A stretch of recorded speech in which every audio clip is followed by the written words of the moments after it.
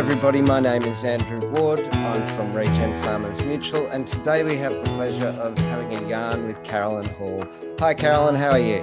Hi Andrew, I'm well, thanks. Carolyn, thank you so much for joining us on this wet autumn or near autumn day. I've been looking forward to chatting with you personally and to hear more about the Malone Institute. I think I mentioned to you in the lead up to this, I've been really excited to learn about the landscape scale things that you've been doing. So today could be a really great chat. So for people who don't know you, could you maybe help us know who Caroline Hall is? Yeah, I can. So I'm the CEO of the Mullooon Institute. That's a fantastic, amazing role that I feel quite privileged to have.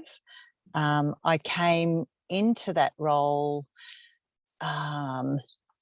It sort of feels like a culmination of all my experience. So I have an environmental consulting background, and particularly in the area of how do you maintain biodiversity and achieve flood mitigation. So I'd been in the water sort of biodiversity space for some time, but largely in the lead up to my role at Mulloon in urban areas, I'd done some work around Warragamba Dam, but I'd also done some work early on in assessing the quality of agricultural land, and I'd always sort of had this, had an interest. My mother comes from the land out at Narrabri. So there's always, Are you the Hall Gap Halls? No, Ben, although funnily enough, I'm a Hall by marriage. I do have a brother-in-law called Ben Hall. He's not a bush ranger, but and early on, actually, I did spend some time out at Ben Hall's Gap doing some soil survey work. Really?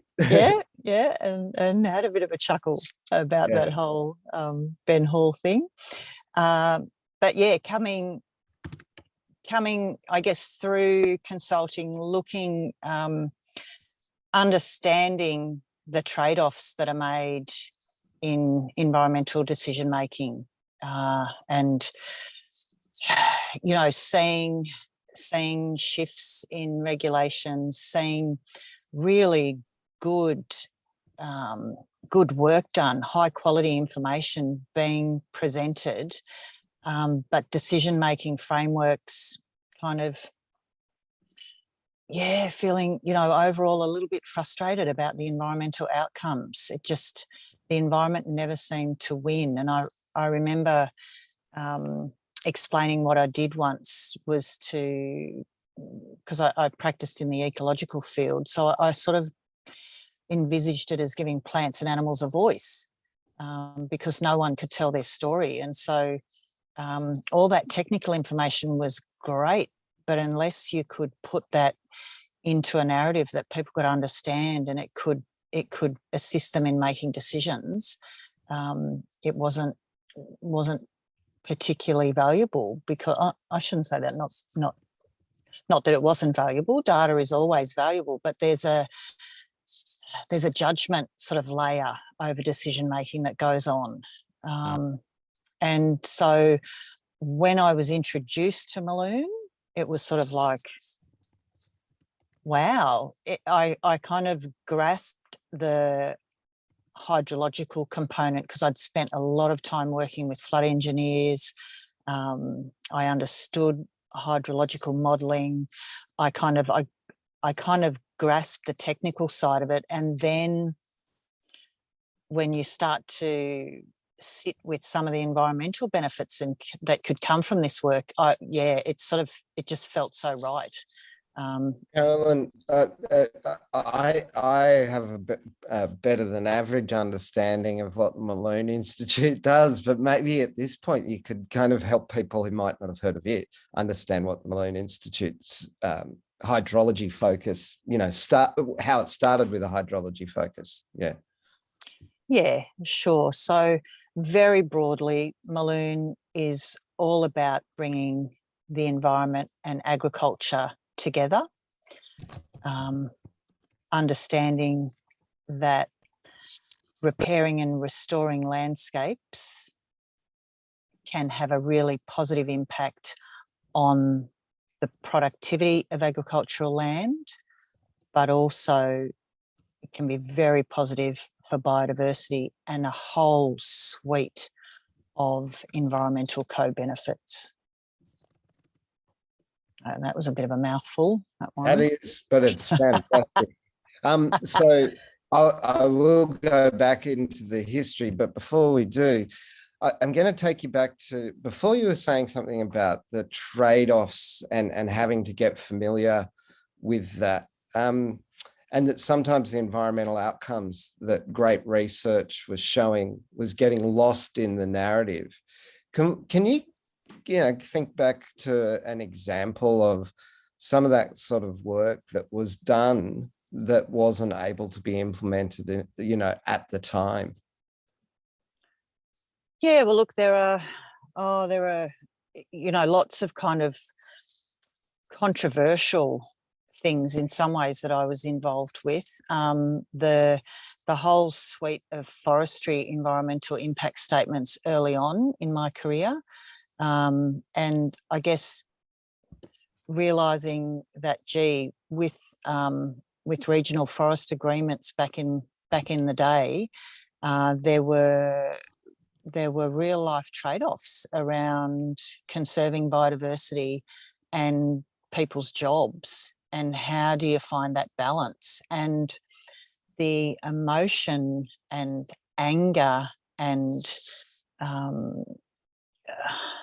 sense of disempowerment in communities was really palpable in those. I was a young professional sitting in on those public meetings and seeing that happen, and realising that, wow, all the information that's telling us that biodiversity is declining through forestry activities, that it's really hard to balance that with people needing to literally feed their families and to have a job. And so sort of stepping back and seeing that bigger picture of the trade-offs that inevitably have to be made, and just how challenging that was. And, in EIS land, you do things like multi-criteria analysis, and you try to weight the criteria that are more important, and you use all these analytical approaches. But at the end of the day, these things can be, they can be really emotive, and political decisions can be driven as much by emotion as by data. Yeah, and I guess that's the really interesting thing. As the environment is gaining value, the emotions it's accumulated over time around biodiversity and survivability of the species are now being added to by commercial motives. So it's very interesting as we're seeing a value on biodiversity, for example, we're anticipating greater protection of that biodiversity. Yeah, that's right. And I got up a little bit close to that sort of stuff. I did a master's in sustainable development, and I lectured for a little while in the Graduate School of the Environment at Macquarie Uni, and that was a real stepping out of the local Australian scene, if you like, and into global considerations around sustainability, and all that sort of stuff that I'd recognised around these trade-offs and around people, that is really sort of front and centre in a lot of the sustainable development goals. The welfare of communities and people having a voice and people having power in decision making, that kind of forms the basis of a lot of the stuff that originally came out of the Rio Earth Summit, and that we've seen evolve over time now into the Sustainable Development Goals. So it was kind of it was kind of very satisfying in a way to be involved in that, and gain an understanding of some of those global agreements and how challenging they are to get up, and why they had to be so broad, and why that diplomatic language is so important, so that it can be inclusive, and that we can, we can get people signed on to various agreements or various treaties, and that those signatories then can be, guided in the actions that they take, and really, I guess, acknowledging how important those global agreements and that need to act as a global community. And I think coming to Mulloon and seeing that the work we do has been recognised by the United Nations. The Sustainable Development Solutions Network has recognised us as a demonstrator of sustainable farming practices. That's that was really important. It resonated with me. Yeah. Well, if it's okay with you, let's talk about the Malone Institute. And I don't know whether you think it's worth going through the history or bringing people into today, because they're both enthralling stories. So I'll leave it in your, what did we call it? Storytelling and narrative hands. How's that? That's right. Look, I think we have to give a nod to the past. We have to acknowledge where we've come from. And the Malone Institute wouldn't be here today without our founder, Tony Coote, a man of remarkable vision and incredible philanthropy. Tony had a deep concern about the food and water security of Australia. He was a man of some means, coming from the Angus and Coote family. He had an opportunity to travel around the world and look at different approaches. He knew that we had to do something differently in Australia, that we had to change what we were doing. So he really was a change maker at the very beginning, and that started in the late 60s with his purchase of land on the southern tablelands, and his land holdings grew there, and he did that in partnership with his sister Margie. Just an incredible beginning, really, on his journey of sustainable or regenerative agriculture, and that culminated in undertaking a landscape rehydration project at the home farm at Mulloon in the early 2000s. That was really began in 2006 with a man called Peter Andrews. That project was really driven by Tony, and he wanted to demonstrate a way to manage water differently in the landscape. He saw what Peter had been doing, and he recognised the value in that, but he also saw that there were many hurdles that meant getting a demonstration up was going to be really difficult, and he saw that he could help with that, and so that's exactly what he did. And then through that demonstration, really, that I think was the real beginnings of the Institute.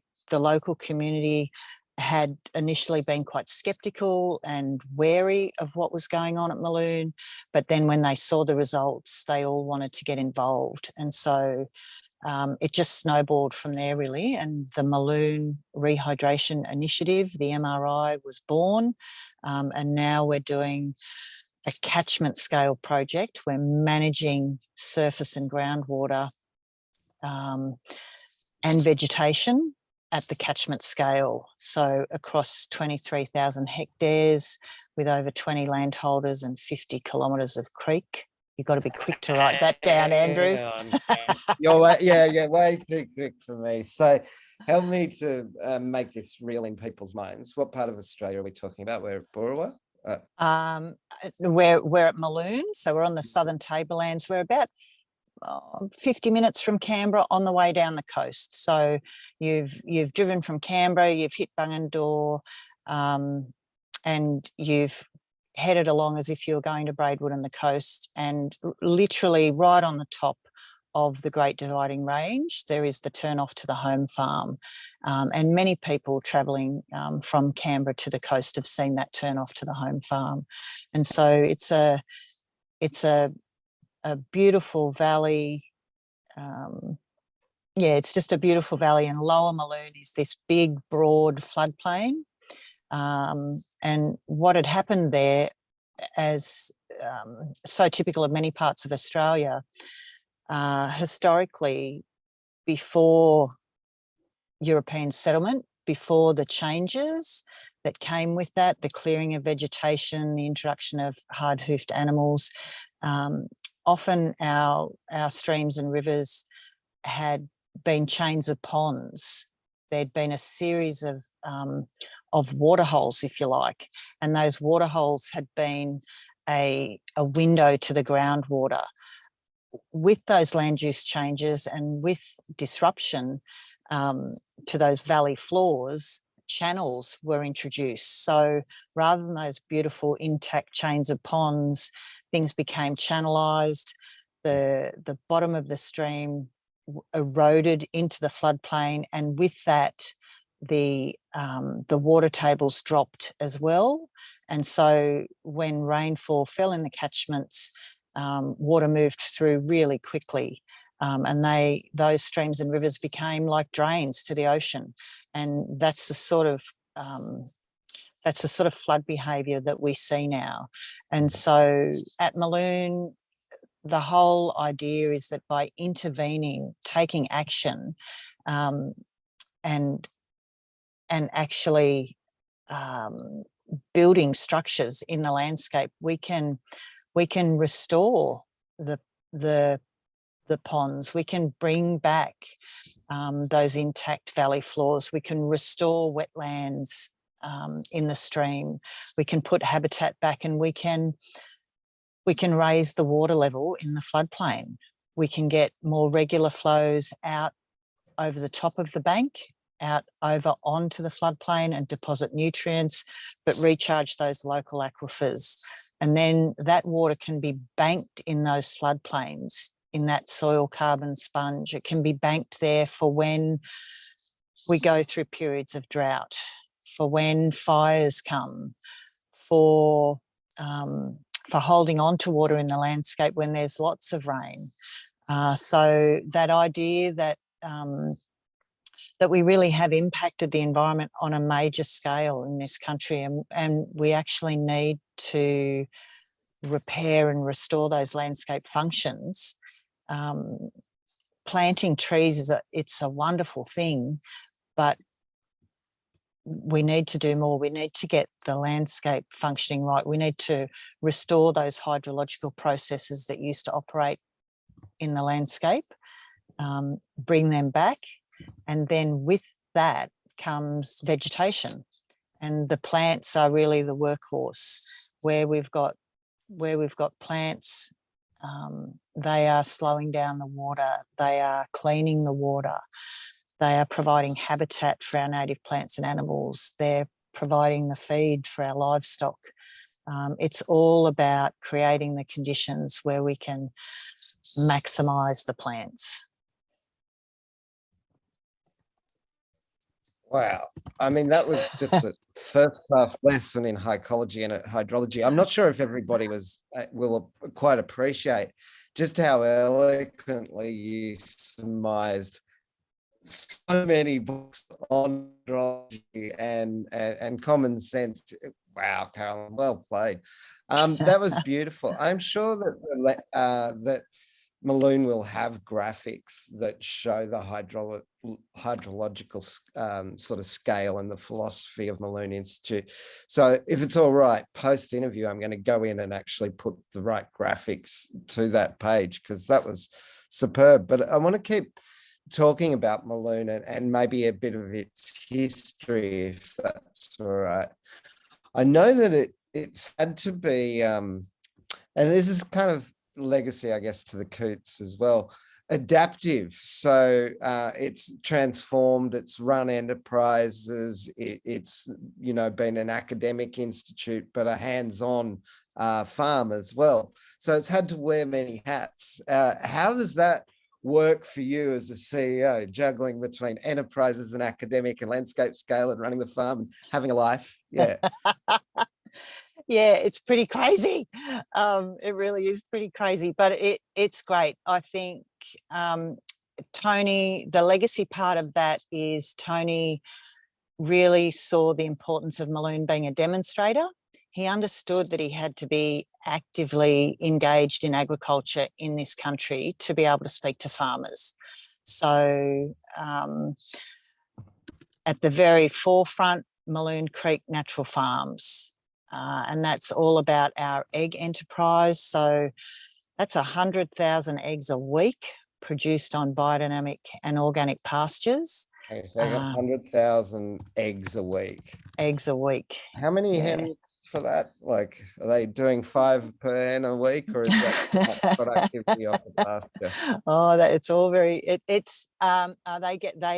get fed. There's around about 30,000 hens or 30,000 chickens on farm at the moment, and so yeah, they're happy chickens. They have a great life. They're out in the paddock. You know, it's a really good life. Happy chickens make wonderful eggs, and that's what it's all about. And for Tony, that production of nutrient dense food was what the game was all about. There is a small beef cattle enterprise at Mulloon as well, but really the eggs are the main game. Yeah, and that's all around getting the right people. You know, we've got an incredible general manager of Malone Creek Natural Farms, Jim Steele, just doing a great job. There's nothing much that he doesn't know about those chickens. And academically, and one of the things that stands out for me is Mulloon is, you know, recognized by the UN. There's obviously a thought leadership position of Mullooon Institute. How did that come about? Or was that through time, or was it a deliberate strategy? Yeah, look, I think it's much more deliberate than just time. Tony saw the value in surrounding himself with bright, capable people. The Science Advisory Committee, the very early connection with ANU in Canberra, and the subsequent collaborations with a variety of academic institutions. That's something that we've carried on at Mulloon in the spirit of Tony's vision. It's really important. The good science to underpin land management is what it's all about, and that's about connecting with people that are really interested, that have the academic skills to understand the research needs and the research questions that should be asked. Yep.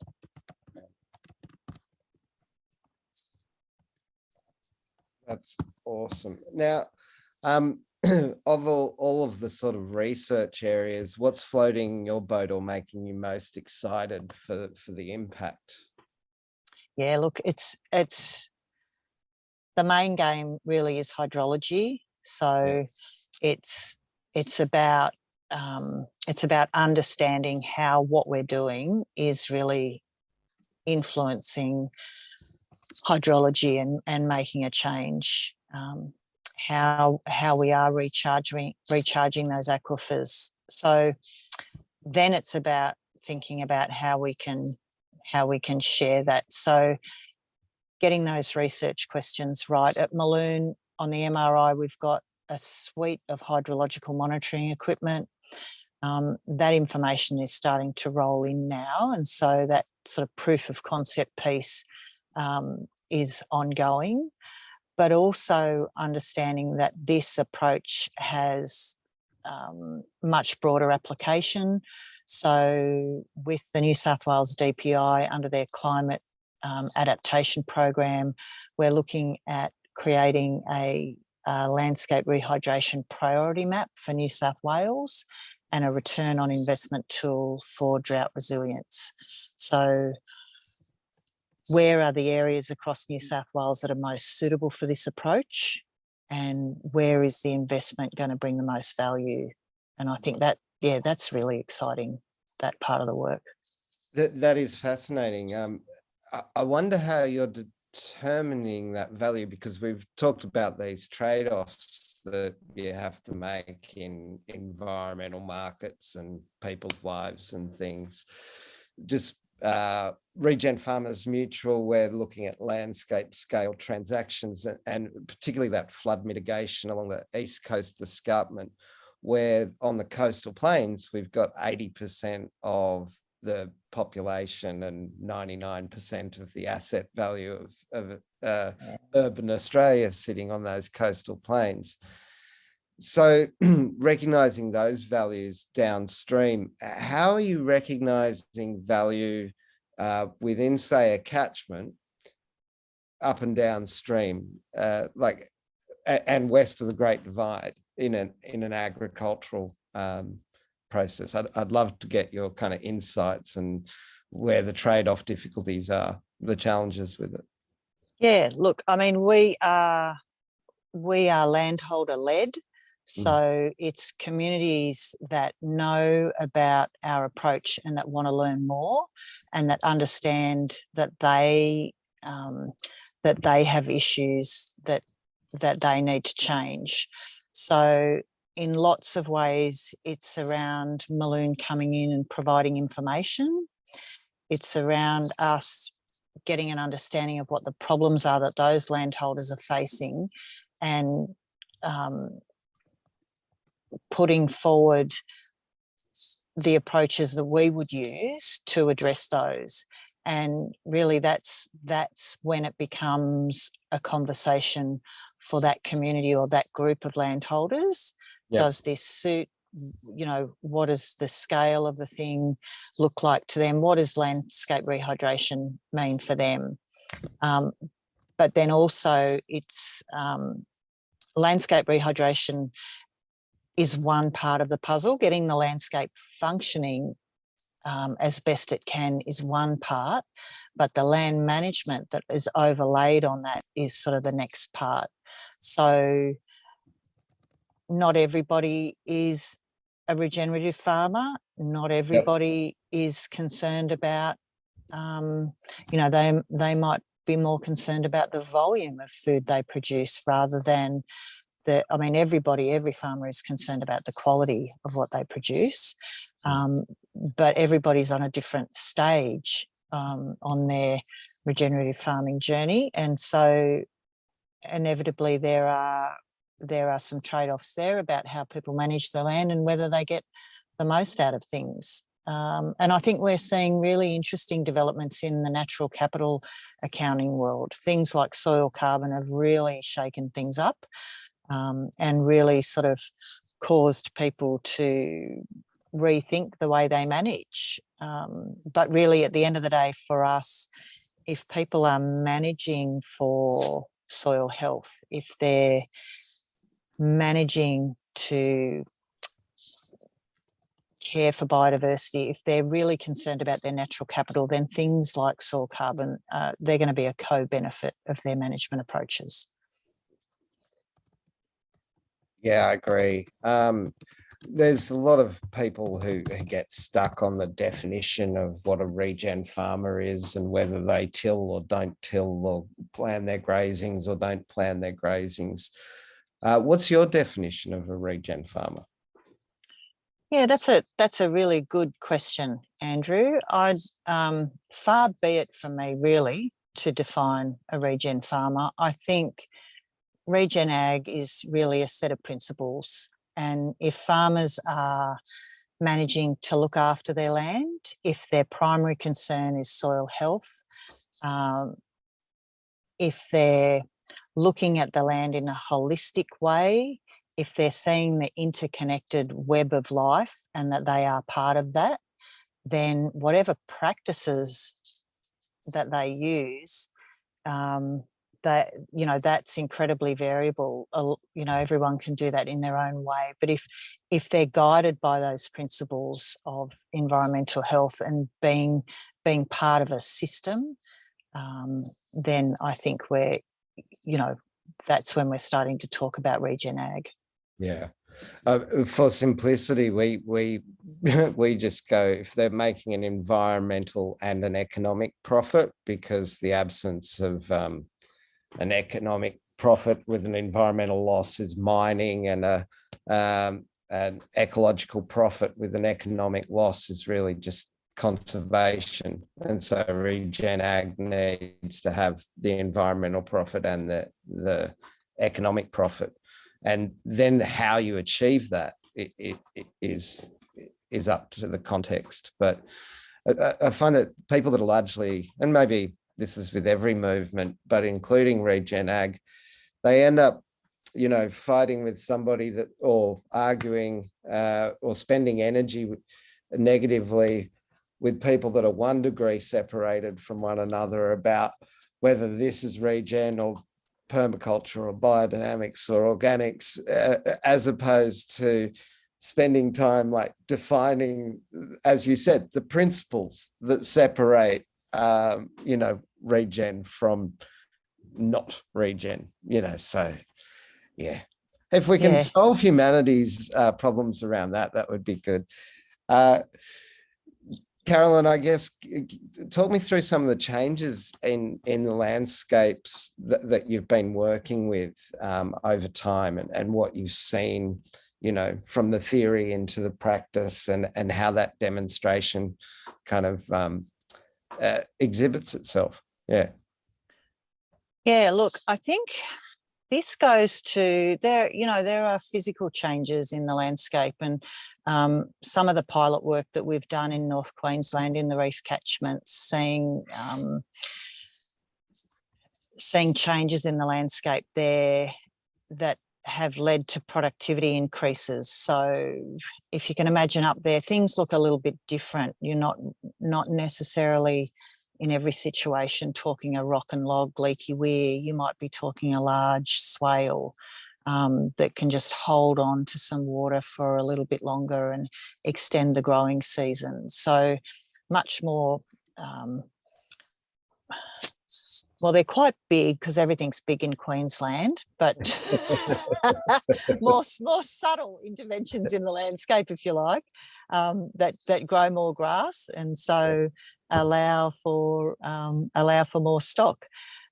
But really, I think the change that we see, it's in the people, it's in the landholders. This idea that they can actually do something, they can take action, they can understand how to better manage their surface and groundwater, and they can actually take that action and make that happen. That's really empowering for communities. That gives them a strength that, you know, that underpins resilience, knowing that they can take care of their enterprises no matter what environmental calamity or extreme comes their way.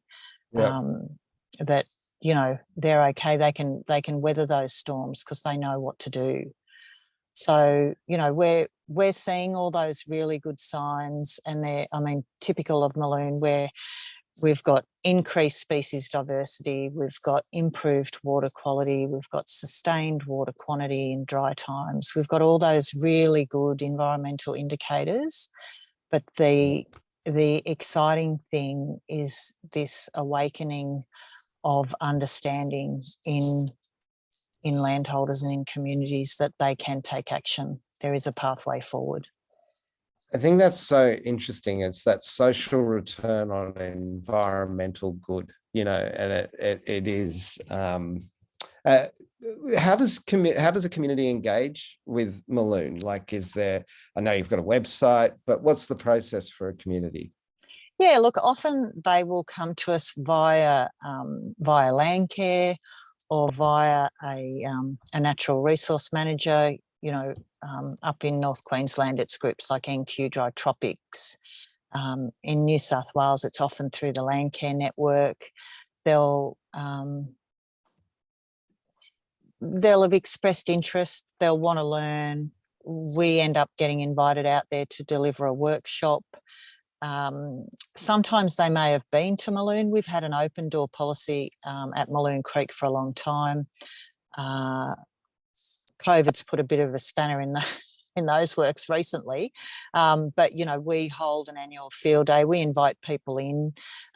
We invite small groups, so Landcare groups or various groups can come to Mulloon as collectives and visit with us and have a sort of a private tour and get to ask our technical experts, you know, serious questions to satisfy themselves about what we do. So, yeah, it really begins with a bit of a thirst for knowledge from the community, and then it sort of goes from there. We've got a bit of an approach now to catchment scale projects, and they will often start in that way with a workshop or even a series of workshops.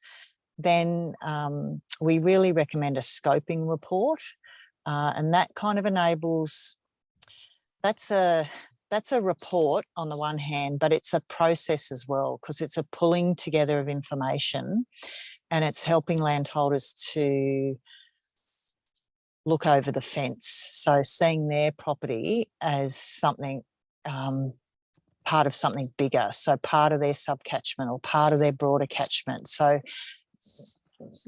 getting them to take a bit more of a helicopter view. So that's what a scoping report largely is all about, but it offers an opportunity for us to identify sort of what's going on in the catchment, what are the key issues, what are the problems that the landholders are facing. So there's a process of talking with the landholders and understanding their issues and understanding what's going on and what are the enterprises and what's going on the ground, what else is going on in the catchment. You know, is there mining? Is there something significant upstream that's happening that can impact what's going on with them? So getting a sense of what's going on and putting that together, you know, with maps and with some of those tools that help landholders see that catchment scale view. And then from there, it's about drilling down, okay, if we're going to do some work, what is that going to look like? What is that likely going to involve? Is that going to be a series of leaky weirs? Is that going to be engagement and capacity building around different ways to manage land, managed grazing, or different approaches to cropping? And so we're often, you know, we're partnering and collaborating with people that bring those skills. Groups like RCS that have such a long history in helping people with their grazing approaches.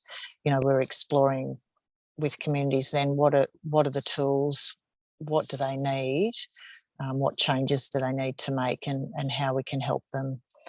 And then it gets into the much more kind of detailed, nuanced stuff, the detailed design, the regulatory approval, and they're the big ticket items in terms of costs. And so we're often partnering with communities to go for grant applications. And sometimes we're successful and sometimes we're not. And so at the moment, over the past 6 months, a lot of time that I've spent has been exploring different financial models or different approaches to funding catchment scale projects. What can that look like? And then once the detailed design and the regulatory approval is done, we can get in and build it. That's the fun and often the easy part. But of course, before all that, we want to explore the type of monitoring that's appropriate and what's the sort of monitoring that's appropriate and achievable for that project. What's the sort of monitoring that feeds into decision makers for landholders, and what's the piece in monitoring that feeds into a proof of concept process for us. Yeah, nice. What a great process for getting landscape thinking happening. I don't Yeah, look, we're seeing a lot of biodiversity corridors instead of biodiversity islands, and the argument for them is so clear. Like, if you stop having that vegetative connection, the species can't cross the gap.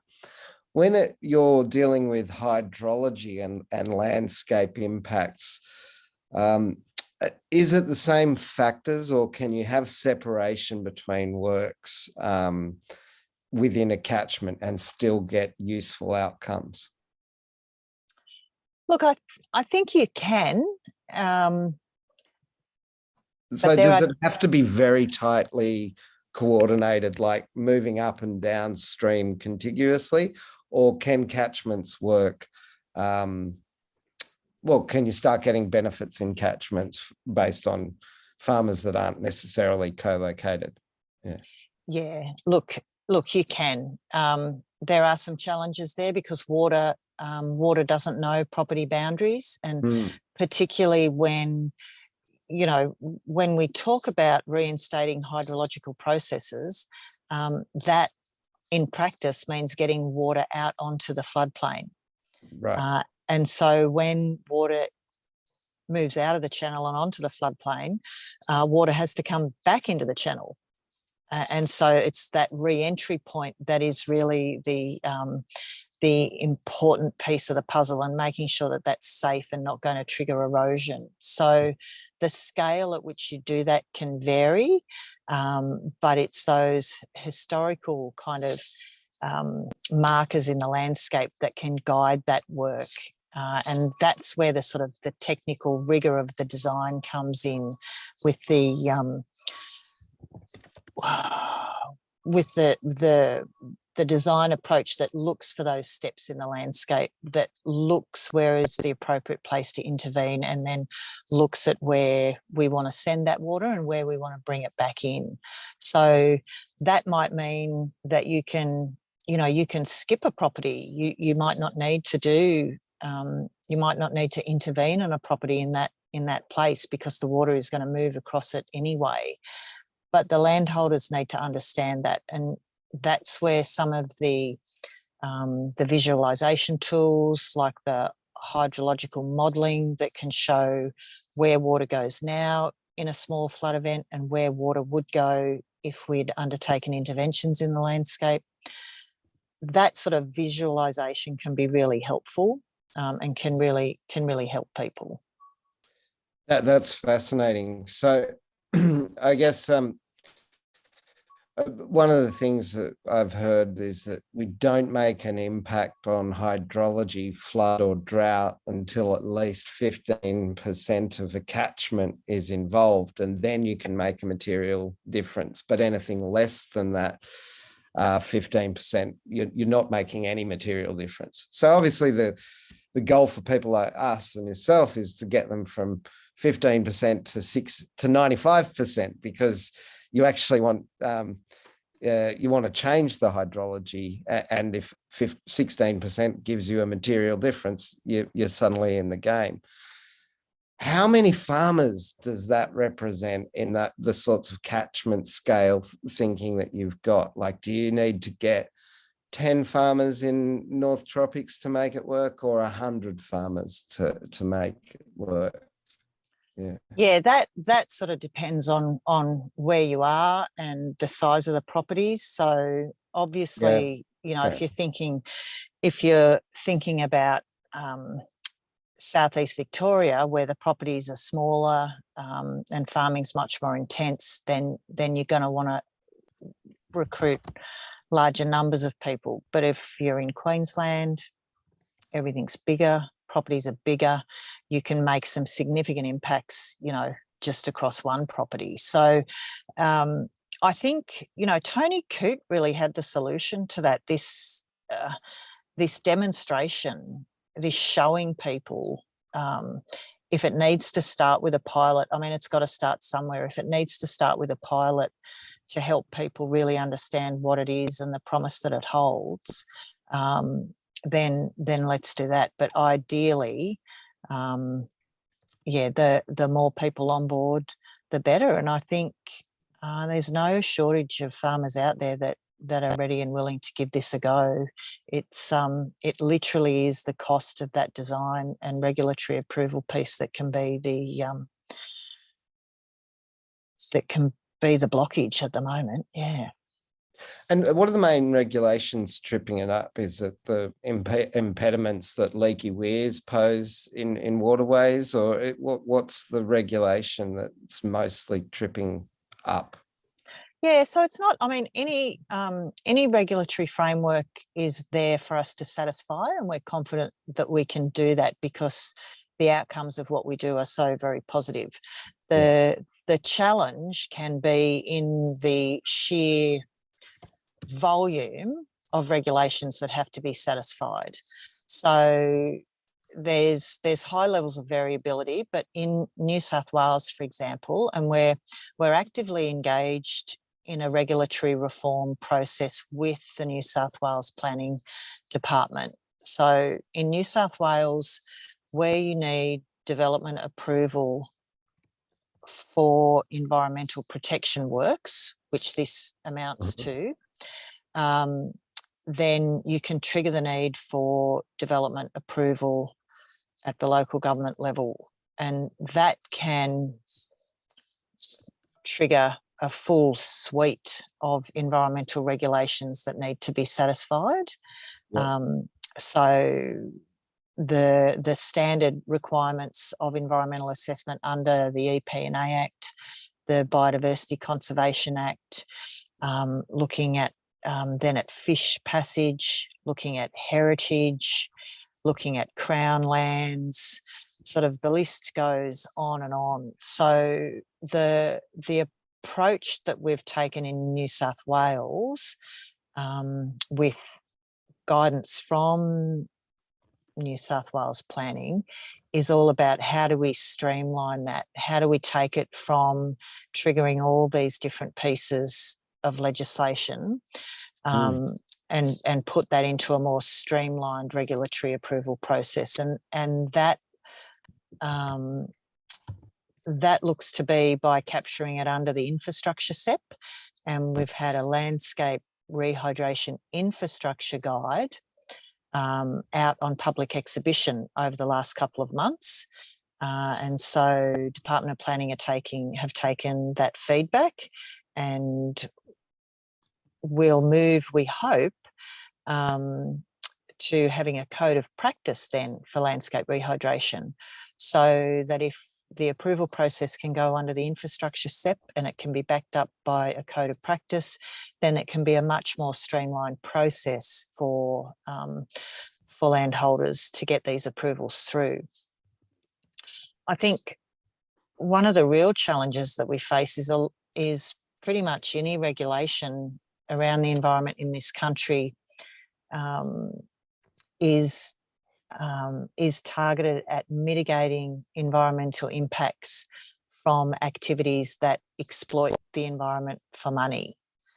And so when we turn around and say, well, actually, we want to repair and restore environmental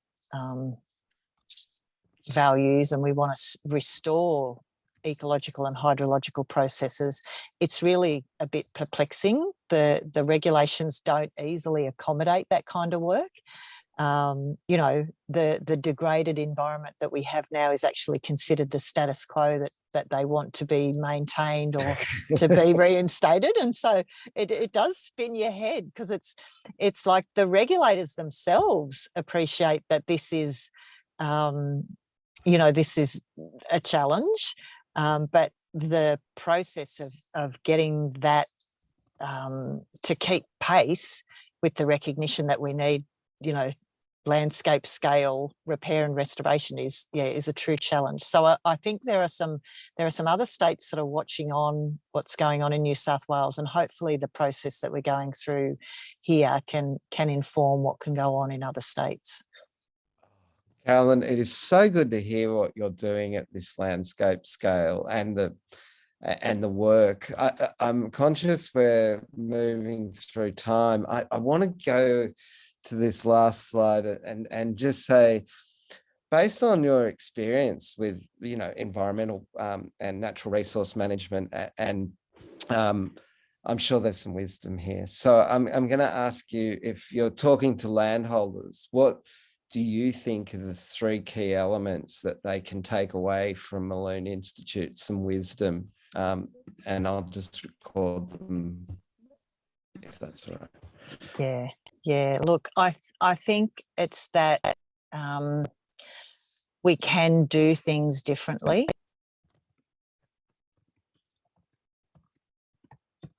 Yeah. And that specifically the practices that you mean on farm?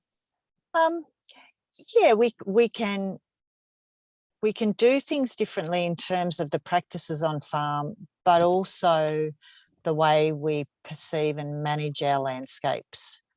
And I think at Mulloon we want to support. We're here to support farmers. We're here to support landholders in making those changes. So, so through the demonstrations that we get on the ground, people can see that there's a different way of doing things, but it can still be good for their bottom line, but it can have all these environmental benefits as well.